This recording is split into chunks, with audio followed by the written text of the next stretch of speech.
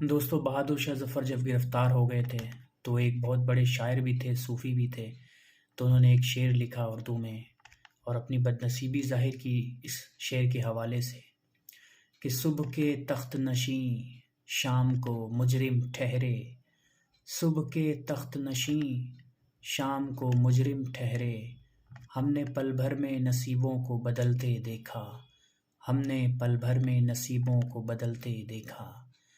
بادشاہ ظفر یہ کہنے کی کوشش کر رہے ہیں کہ جو صبح تخت نشین تھا، جو صبح تخت پر بیٹھا ہوا شاہ تھا، بادشاہ تھا، وہ شام کو گرفتار ہو چکا ہے، وہ مجرم ہے، اسے جرم کی سزا ملے گی، اسے بغاوت کی سزا ملے گی۔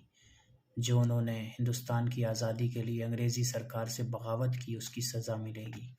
کیا خوب فرمایا تھا بہادر شاہ ظفر نے، صبح کے تخت نشیں شام کو مجرم ٹھہرے، ہم نے پل بھر میں نصیبوں کو بدلتے دیکھا۔